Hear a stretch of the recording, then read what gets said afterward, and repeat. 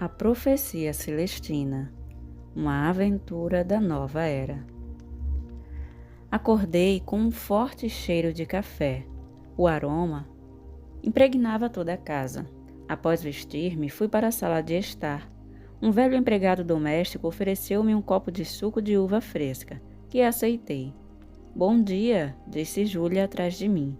Virei-me. Bom dia. Ela me olhou intensamente e perguntou. Ainda não descobriu por que nos encontramos de novo? Não, respondi. Não pude pensar nisso. Estou tentando compreender os vícios. Ela respondeu. Eu vi. O que quer dizer? Eu podia ver o que estava acontecendo pela aparência do seu campo de energia. Qual era? Perguntei. Sua energia estava ligada na de Marjorie. Quando você estava sentado aqui e ela na outra sala, seu campo se estendia até lá e se ligava no dela. Assenti com a cabeça. Ela sorriu e pôs a mão em meu ombro. Você tinha perdido sua ligação com o universo. Tinha se viciado na energia de Marjorie como um substituto. É exatamente assim com todos os vícios. A energia passa por alguém ou alguma coisa para se ligar com o universo. O meio de lidar com isso é aumentar sua energia e depois se concentrar de novo no que está fazendo realmente aqui. Concordei e fui lá para fora. Ela esperou na sala.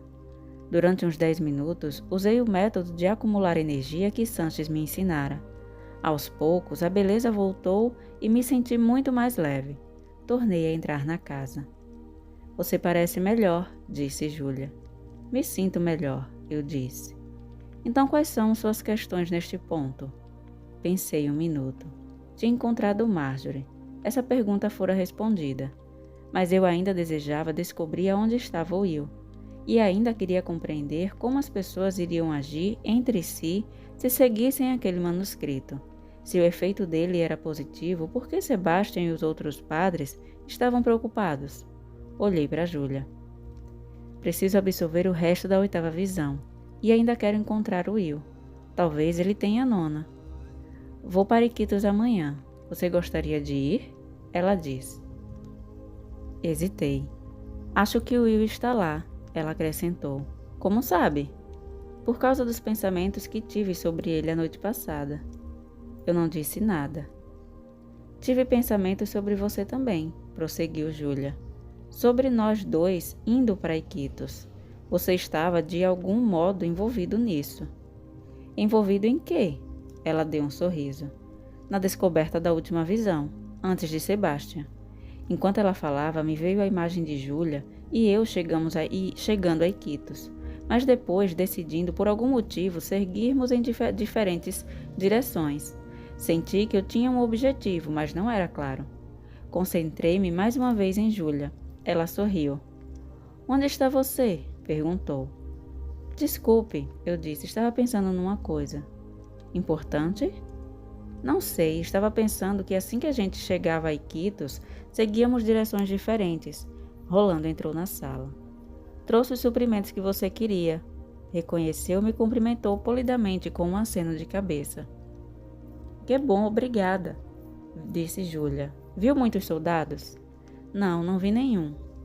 Marjorie entrou na sala então e me distraiu.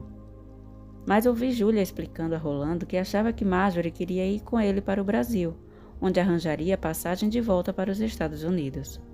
Aproximei-me de Marjorie. Dormiu bem? Perguntei. Ela me olhou como se decidisse se continuava zangada.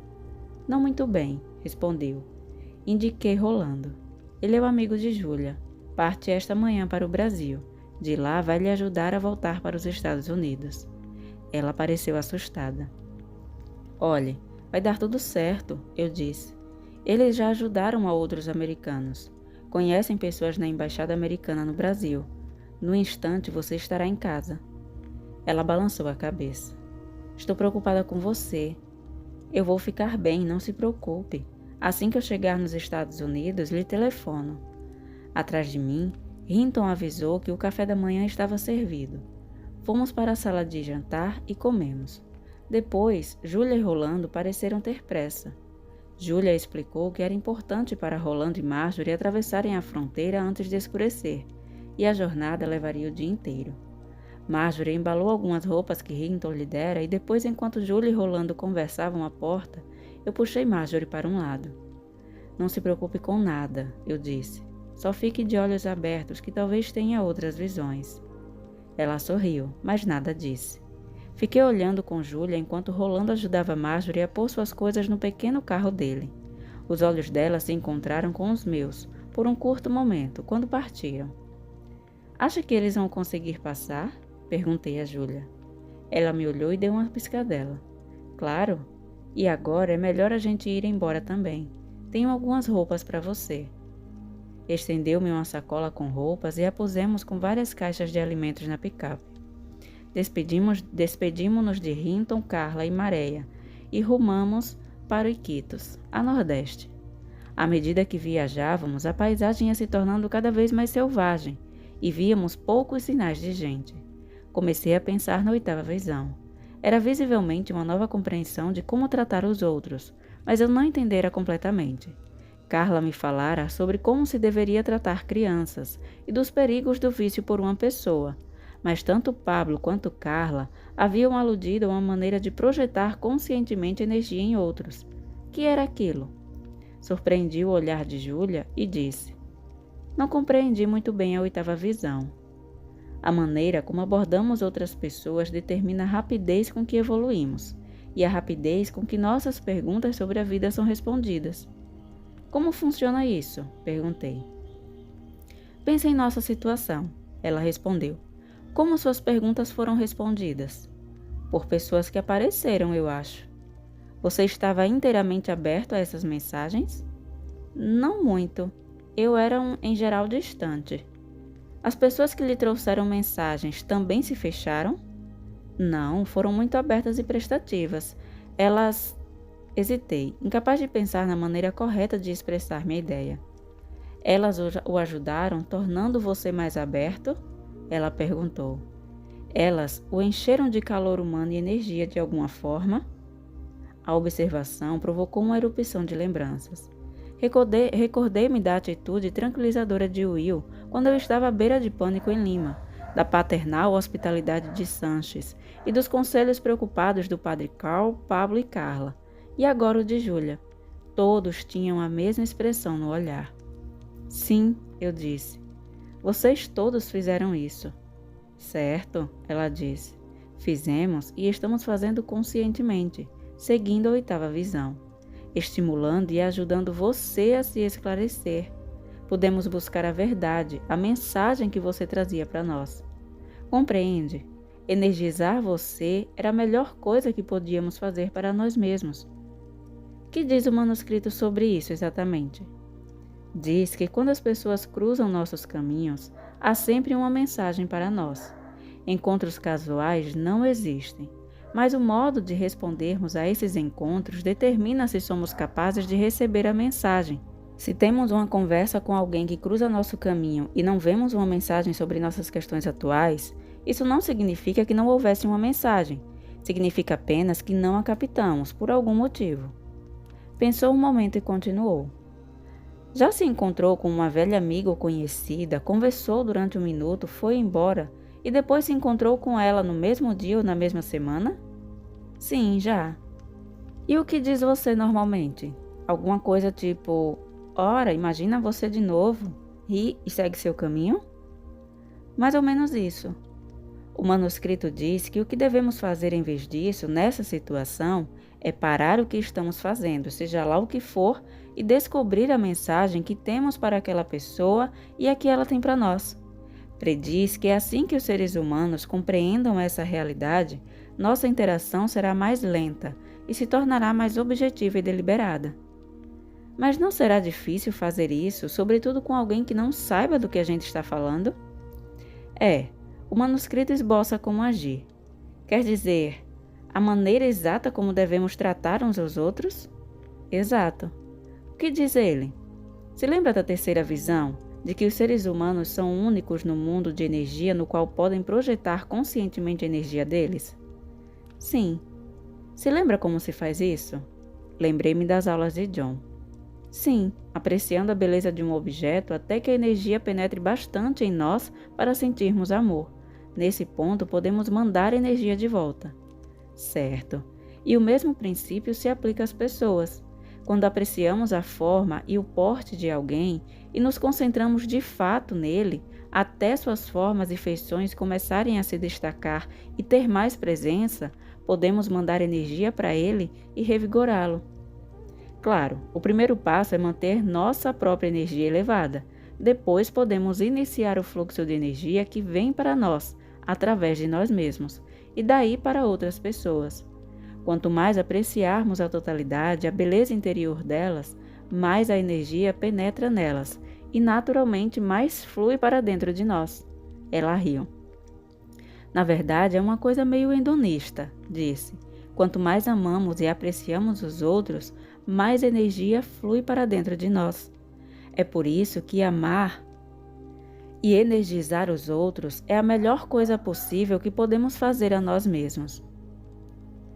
Já ouvi isso antes, eu disse. O Padre Sanches vive dizendo isso. Olhei atentamente para a Júlia. Tinha a sensação de que via sua personalidade mais profunda pela primeira vez. Ela retribuiu meu olhar por um instante. Depois se concentrou mais uma vez na estrada. O efeito dessa projeção de energia no indivíduo é imenso, disse. No momento, por exemplo, você está me enchendo de energia. Eu posso sentir. O que sinto é uma sensação maior de leveza e clareza quando formulo meus pensamentos. Quando você está me dando mais energia que a que eu teria sem isso, posso ver qual é a minha verdade e passá-la mais prontamente para você. Quando faço isso, você tem uma sensação de revelação sobre o que eu digo. Isso leva você a ver meu eu superior e mais completo, e, portanto, a apreciar e a se concentrar nele num nível mais constante, que me dá mais energia e maior percepção de minha verdade, e o ciclo recomeça de novo. 2 ou mais pessoas fazendo isso juntas podem atingir alturas incríveis, enquanto acumulam umas às outras e as recebem imediatamente de volta. Contudo, é preciso que entenda que essa ligação é completamente diferente de uma codependência. A relação codependente se inicia assim, mas logo se torna controladora, porque o vício isola de sua fonte e a energia se esgota. A verdadeira projeção de energia não tem ligações nem intenções pessoais. As 2 pessoas apenas aguardam as mensagens. Enquanto ela falava, pensei numa questão. Pablo dissera que eu não recebera a mensagem do padre Custódio a princípio porque provocara seu drama de infância. O que fazemos? Perguntei a Júlia. Se a pessoa com quem conversamos já está agindo no drama de controle e tentando nos atrair para ele, como interrompemos? Ela respondeu rapidamente. O manuscrito diz que se não aceitamos o drama concorrente, o drama da pessoa se desmonta. Não sei se entendo, eu disse. Júlia olhava a estrada à frente. Eu via que pensava. Em algum lugar, bem por aqui, tem uma casa onde podemos comprar um pouco de gasolina. Baixei os olhos para o marcador. Indicava que o tanque estava pela metade. Ainda temos muita gasolina, eu disse. Sim, eu sei, mas tive uma ideia de parar e enchê-lo. Logo acho que devemos. Ah, tudo bem. Lá está a estrada, ela disse, apontando para a direita. Fizemos a volta e rodamos quase 1,5 km selva adentro, até chegarmos ao que parecia uma loja de artigos de caça e pesca. A casa fora construída à beira de um rio, e vários barcos de pesca estavam amarrados no ancoradouro. Encostamos numa bomba enferrujada e Júlia entrou atrás do proprietário. Saltei do carro e me espreguicei, e depois contornei a casa até a beira d'água. O ar estava extremamente úmido, embora a densa abóbada das árvores bloqueasse o sol. Eu diria que ele estava quase diretamente acima. Em breve a temperatura ia ficar escaldante. De repente, havia um homem atrás de mim falando furioso em espanhol. Virei-me e vi um peruano baixo e atarracado. Ele me olhava ameaçadoramente e repetiu a declaração. Não entendo o que você diz. Ele passou para o inglês. Quem é você? Que faz aqui? Tentei ignorá-lo.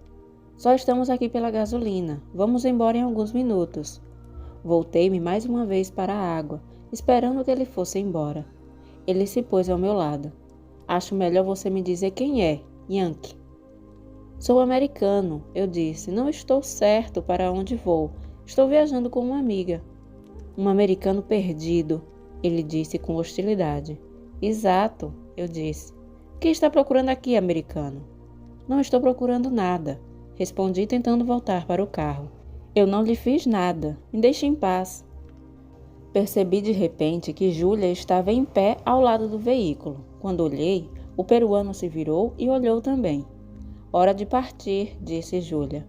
Não fazem mais negócios aqui. Quem é você? O peruano perguntou a ela em seu tom hostil. Por que está tão furioso? Júlia perguntou em resposta. A aparência do homem mudou. Porque meu trabalho é vigiar este lugar. Tenho certeza de que faz um bom trabalho, mas é difícil para as pessoas falarem se você as assusta. O homem olhou fixo, tentando entendê-la.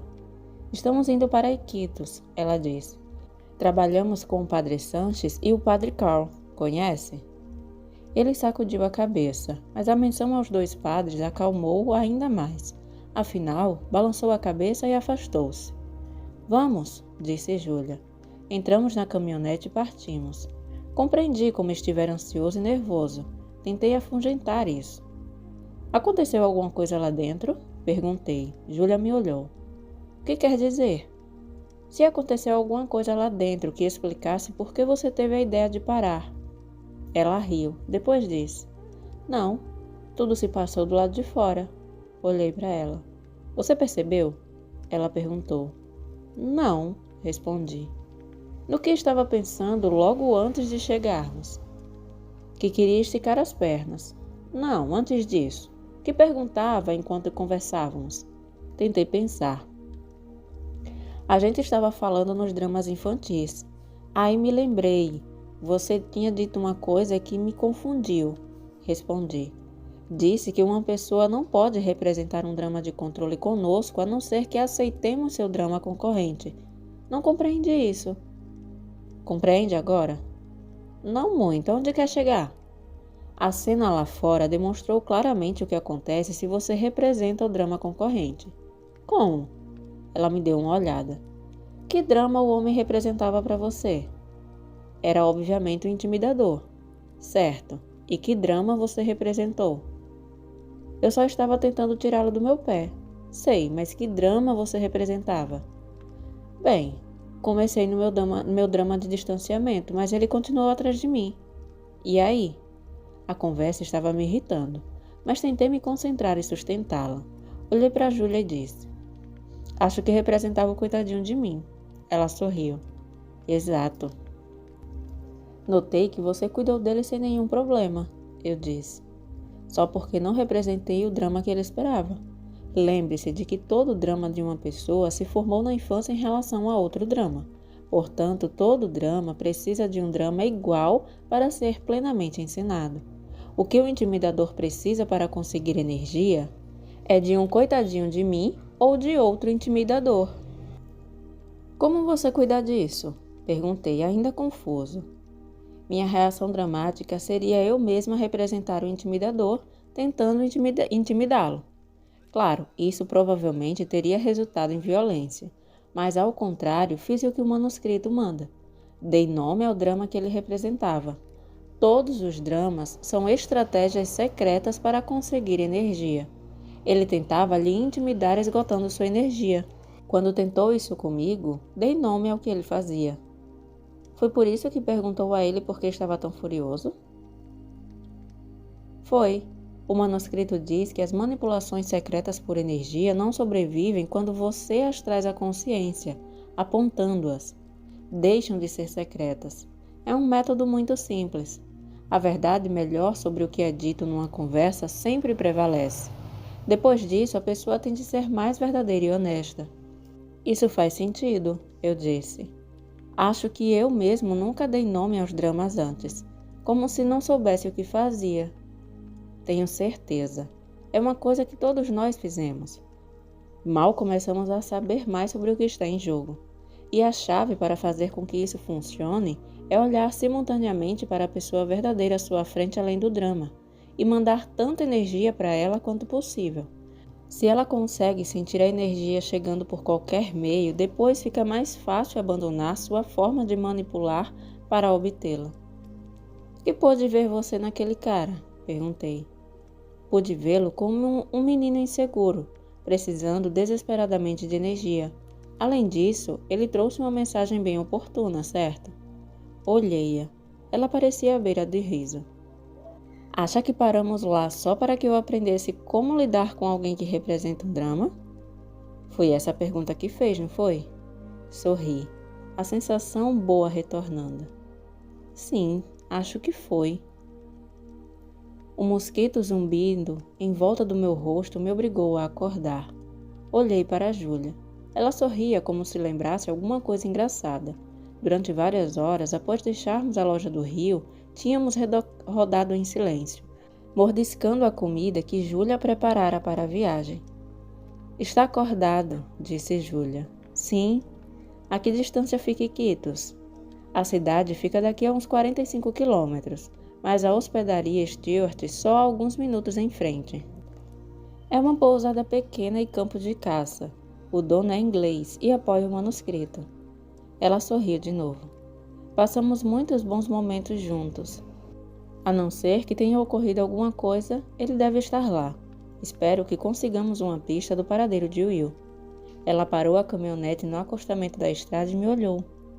Acho melhor nos concentrarmos onde estamos, disse, antes de me encontrar de novo com você. Eu andava às tontas por aí, querendo ajudar a encontrar a nona visão, mas sem saber aonde ir. A certa altura compreendi que estivera pensando em Hinton repetidas vezes. Fui à casa dele, e quem me aparece, se não você? E você me disse que estava procurando Will, e tinha ouvido rumores de que ele estava em Iquitos. Tive a intuição de que nós dois íamos nos envolver na descoberta da nona visão. E então você teve a intuição de que em algum ponto a gente ia se separar e seguir direções diferentes. Não foi isso mesmo que aconteceu? Foi, respondi. Bem, quero que saiba que depois disso passei a pensar em um Will Stuart e na hospedaria. Alguma coisa vai acontecer lá. Balancei a cabeça. Ela pôs o veículo de volta na estrada e fez uma curva. Lá está a hospedaria, disse. Uns 200 metros à frente, onde a estrada dava noutra volta para a direita, via-se uma casa de 2 andares, estilo vitoriano. Entramos no estacionamento de cascalho e paramos. Vários homens conversavam na varanda.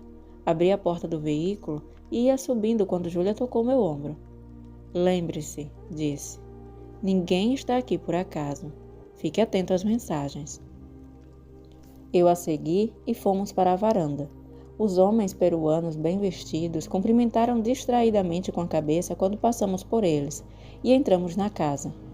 Uma vez no grande saguão, Júlia indicou uma sala de refeição e me pediu que escolhesse uma mesa e a esperasse, enquanto ela ia procurar o dono.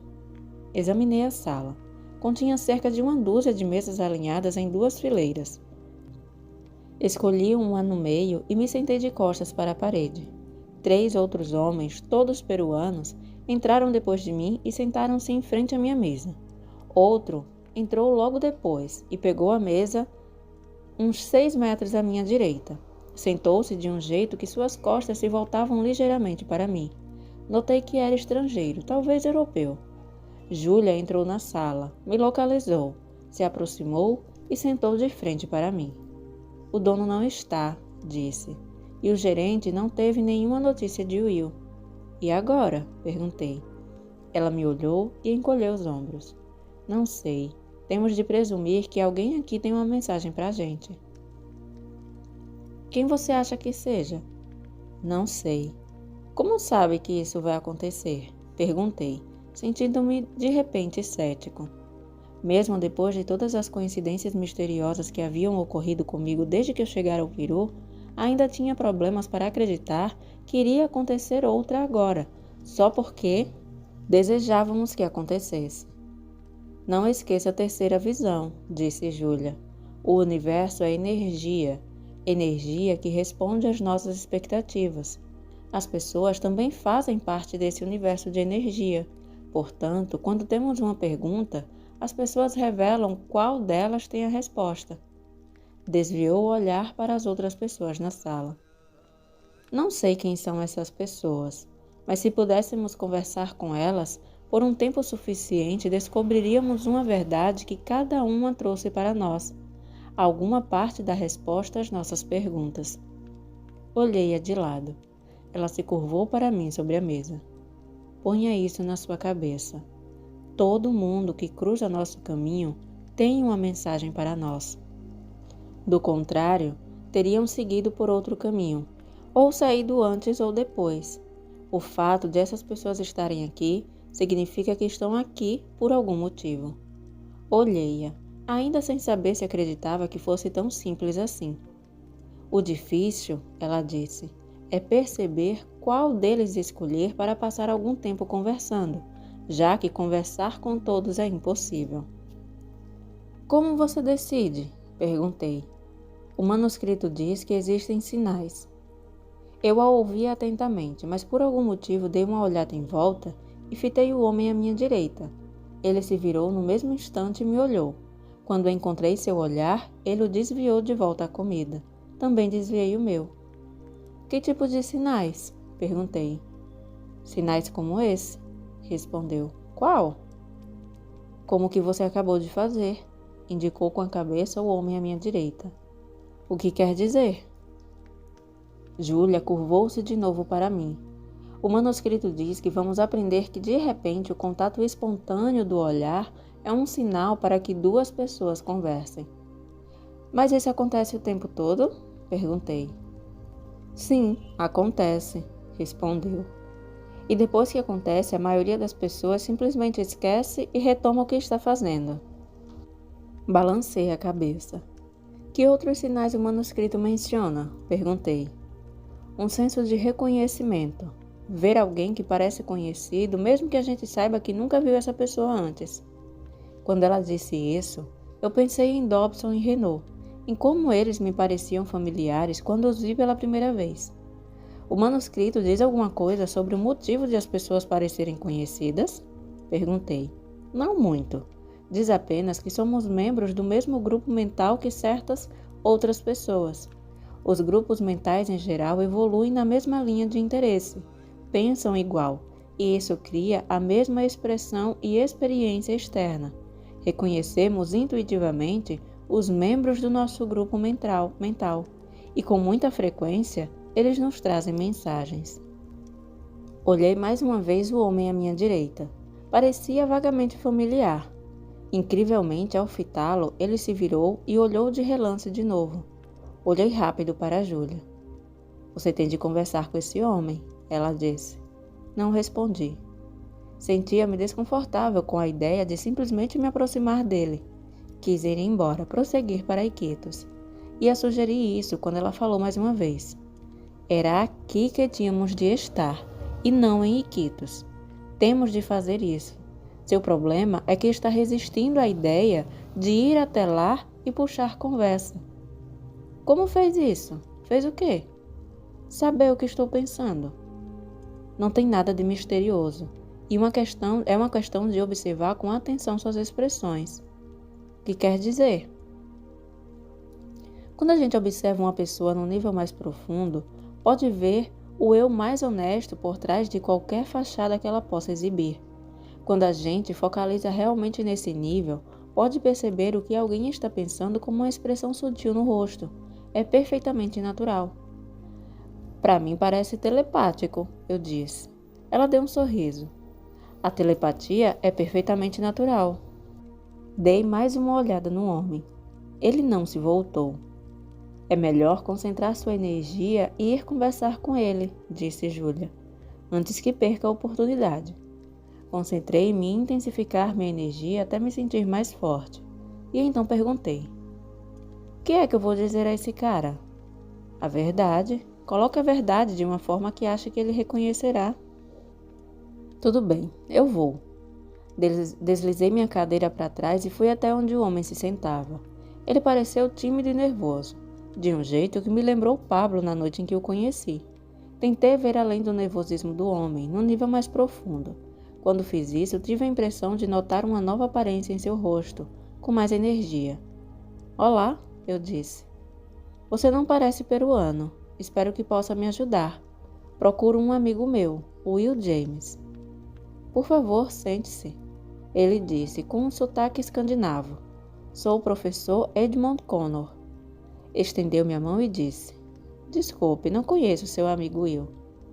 Eu me apresentei e expliquei, como um palpite de que significava alguma coisa para ele, que Will estava à procura da nona visão. Conheço o manuscrito, ele disse. Estou aqui para estudar sua autenticidade. Sozinho? Vim me encontrar com o professor Dobson, mas até agora ele não chegou. Não compreendo um atraso. E garantiu que estaria aqui quando eu chegasse. Conhece Dobson?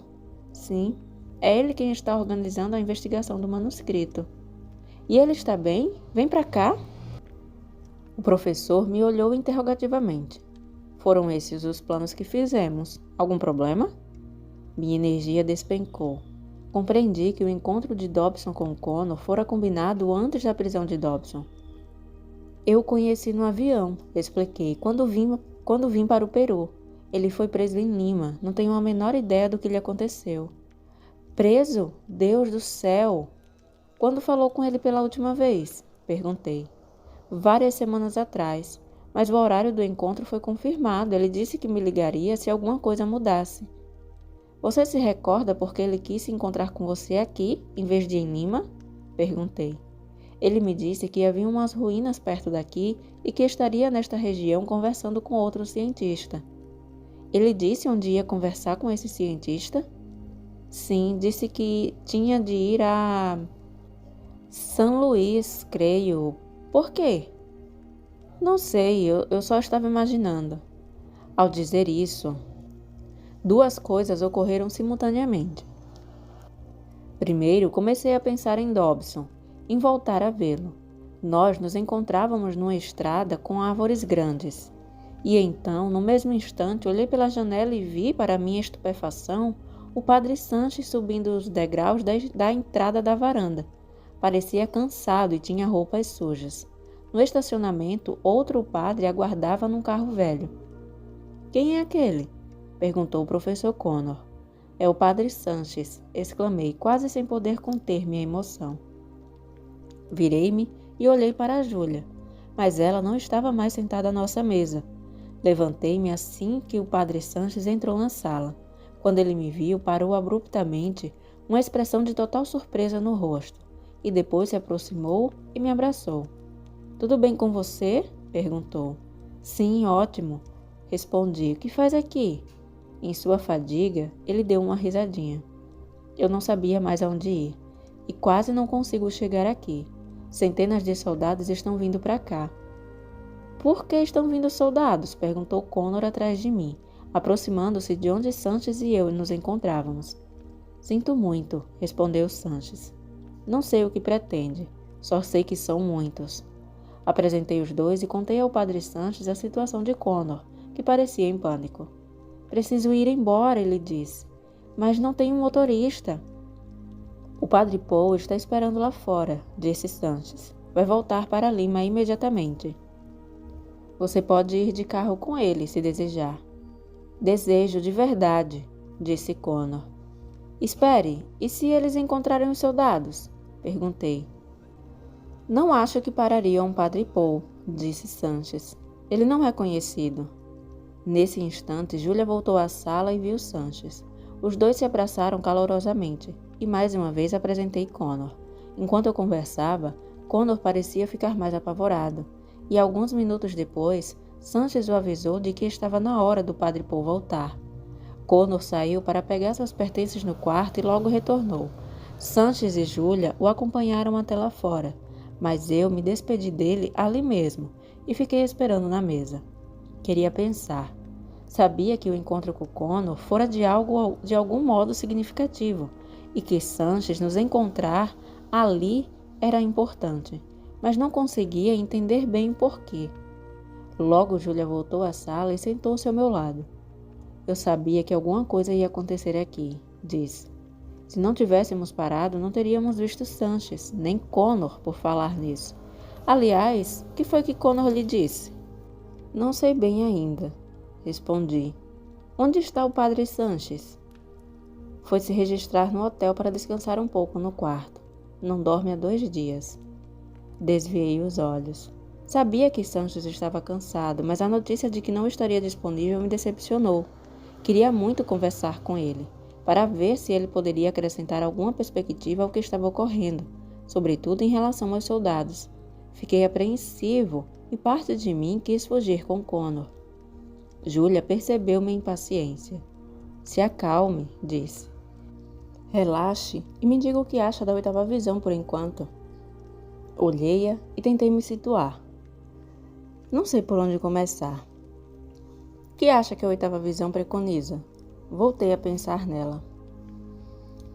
Uma forma da gente se relacionar com outras pessoas, crianças e adultos. Dar nome aos dramas de controle e superá-los, observando as outras pessoas para lhes enviar energia. E? Ela perguntou. Concentrei-me no rosto dela e vi imediatamente aonde queria chegar. E se ficarmos atentos sobre com quem conversamos, conseguimos as respostas que desejamos com isso. Júlia abriu um largo sorriso. Compreendi a visão? Perguntei. Quase, ela respondeu. Porém, há mais uma coisa.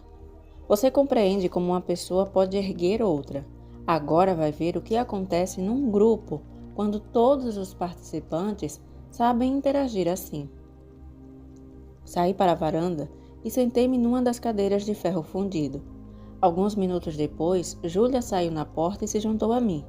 Tínhamos jantado sem pressa, sem conversar muito, e depois decidiríamos sentar-nos do lado de fora, ao ar da noite. 3 horas haviam passado desde que Sanches fora para o quarto, e eu começava a me sentir impaciente mais uma vez.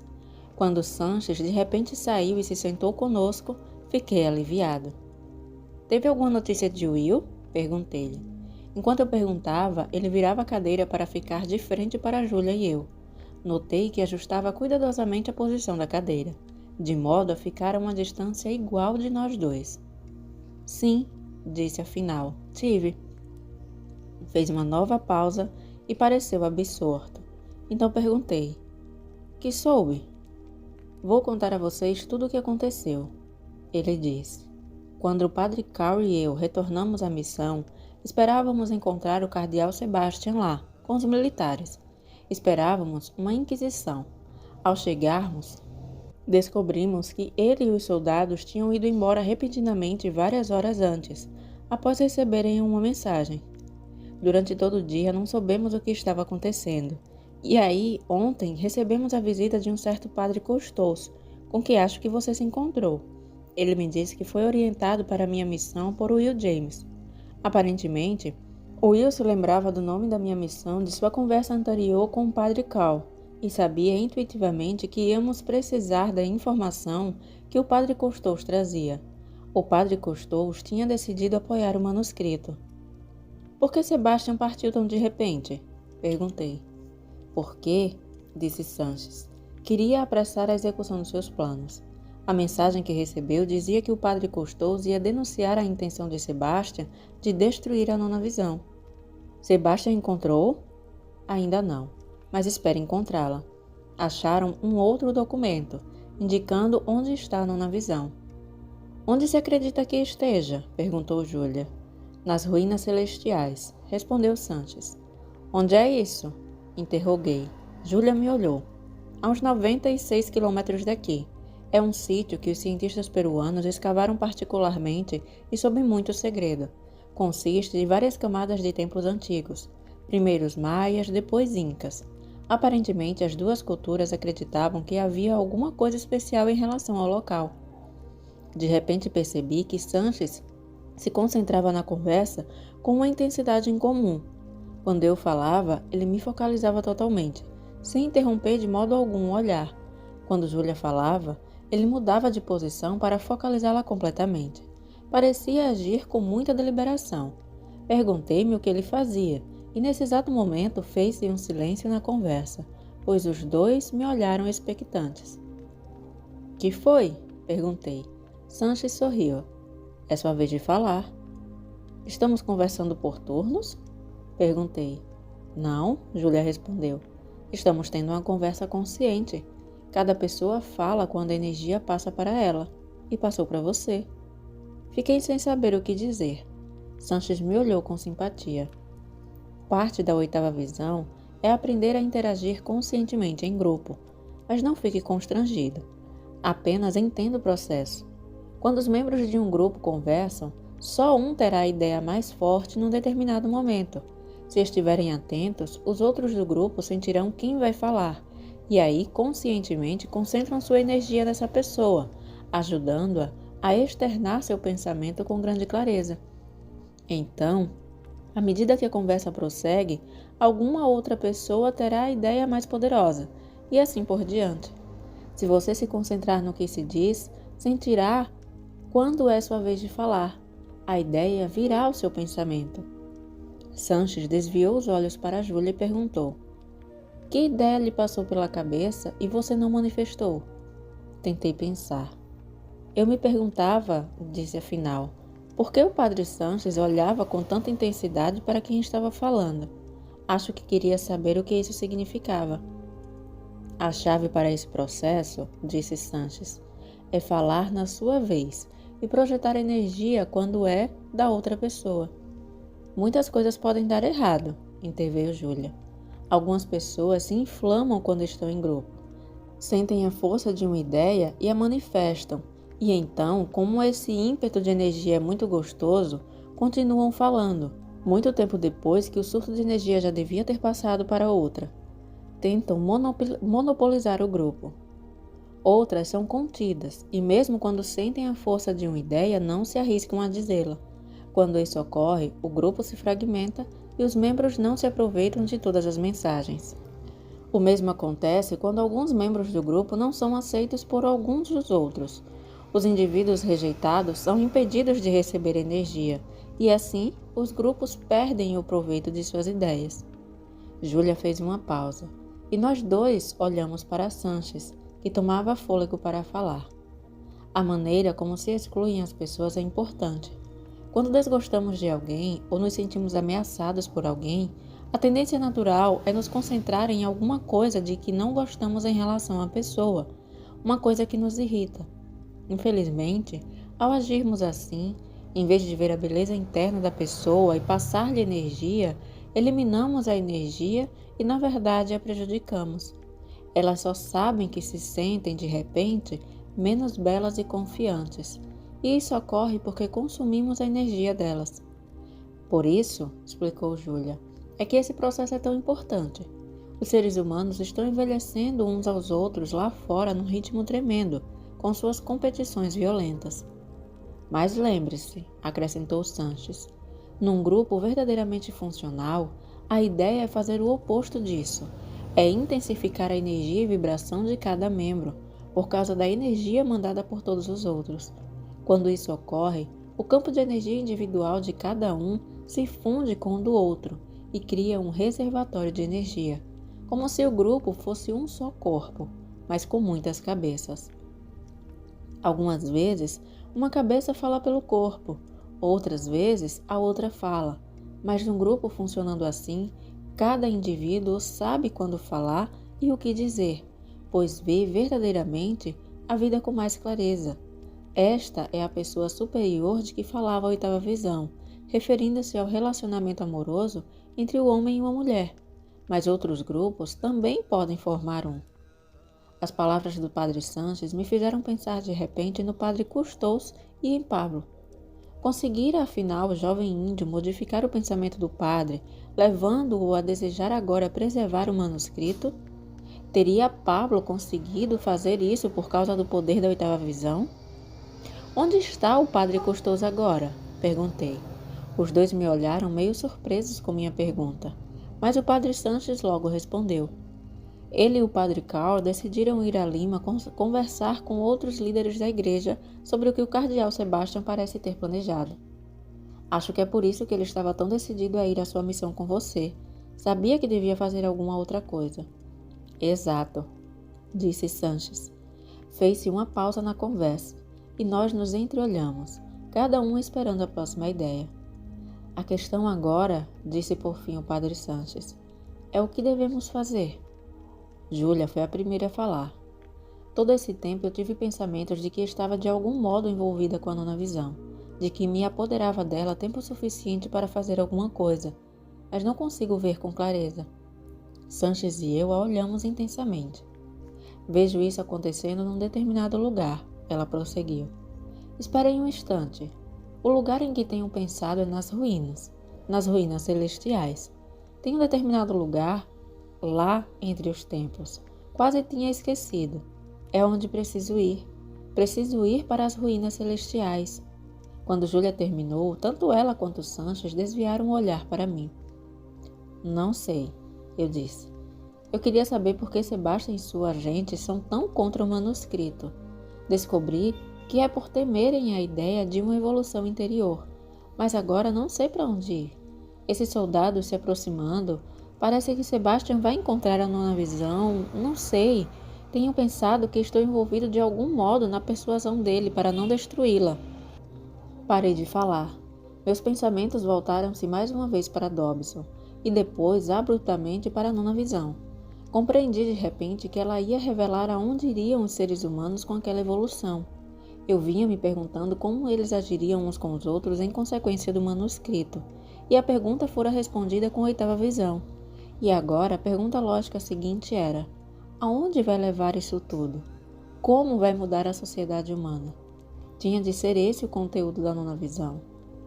Eu sabia que de alguma forma que esse conhecimento também podia ser usado para aliviar os temores de Sebastião sobre a evolução da consciência, se ele escutasse.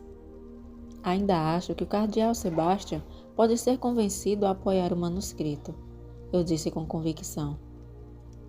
Você se vê convencendo-o? Me perguntou Sanches. Não exatamente. Estou com outra pessoa que pode sensibilizá-lo. Alguém que o conhece pode falar no nível dele. Quando eu disse isso, Júlia e eu olhamos espontaneamente para o padre Sanches. Ele se esforçou para sorrir e disse com resignação. O cardeal Sebastião e eu evitamos um confronto sobre o manuscrito durante longo tempo.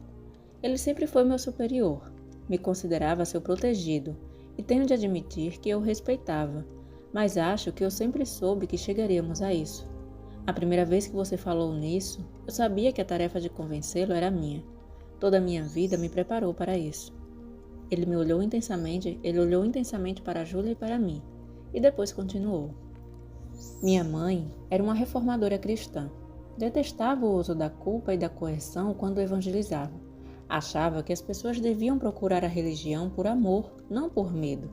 Meu pai, por outro lado, era um disciplinador que mais tarde se tornou padre e, como Sebastião, acreditava inflexivelmente em tradição e autoridade. Isso me fez querer trabalhar com a autoridade da igreja, mas sempre buscando meios para emendá-la para que se enfatizasse essa experiência religiosa superior. Lidar com Sebastião é o meu próximo passo. Venho resistindo a isso, mas sei que tenho de ir para a missão de Sebastião em Iquitos. Eu vou com você, eu disse.